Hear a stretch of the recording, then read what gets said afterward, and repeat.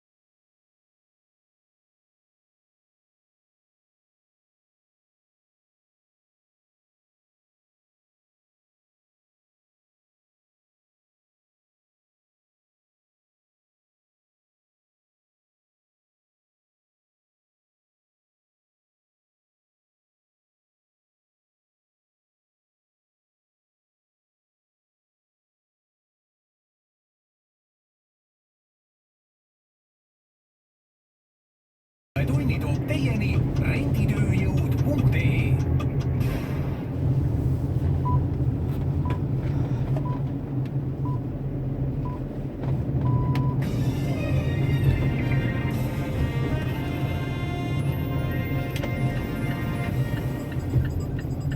Ministeeriumi kontrollajas kohtunikud Marru. Sotsiaalministeeriumi tegevusetus viib apteegiteenuse katkemiseni, leiab Eesti Apteekide Ühendus.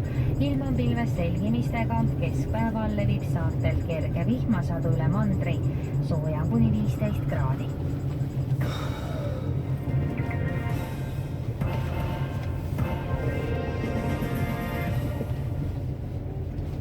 Tere hommikust, kell on 10 uudiseid BNS-ilt, Postimees Online'ilt ja ERR-ilt vahendab Mari Kallas.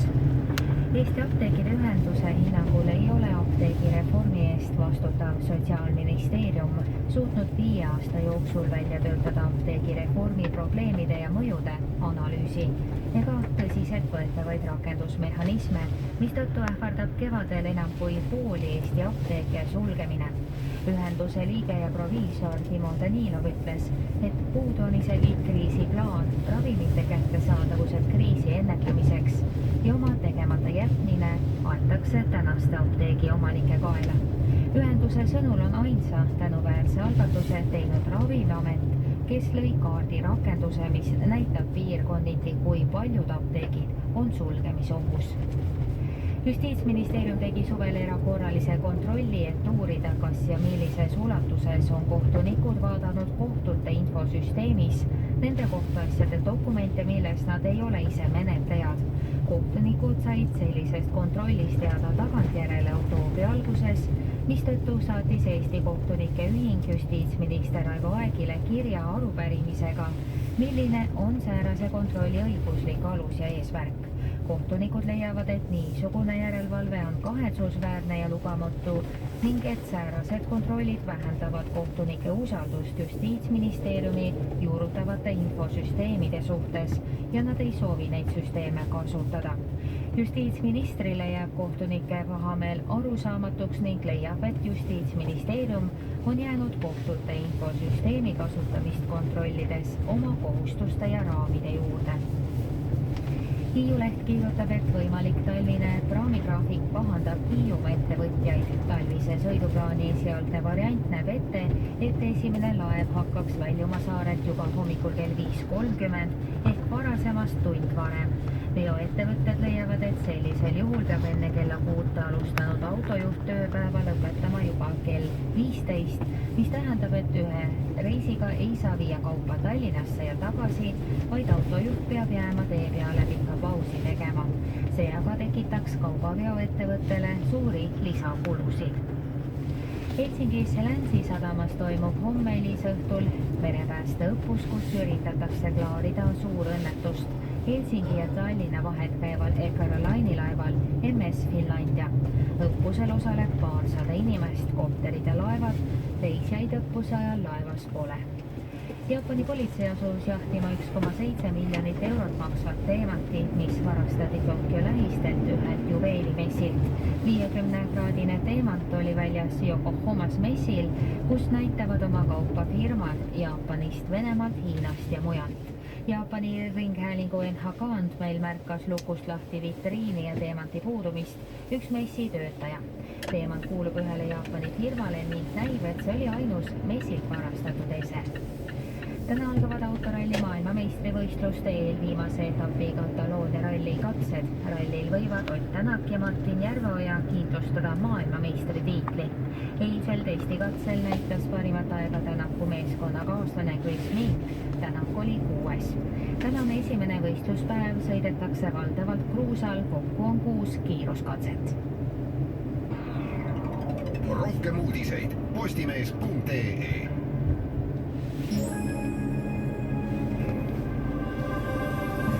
Ilmateate toob teieni Tamrex Ohutuskeskus. Ilmajaam.ee teatel on pilves selgimistega ilm, keskpäeval levib saartelt kerge vihmasadu üle mandri ida suunas.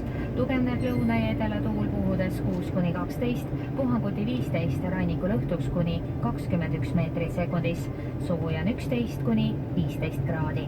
Hetkel on Tartus sooja 7, Pärnus ja Tallinnas 9 kraadi. Soojad tööriided, töökindad ning jalanõud Tamrexist üle Eesti.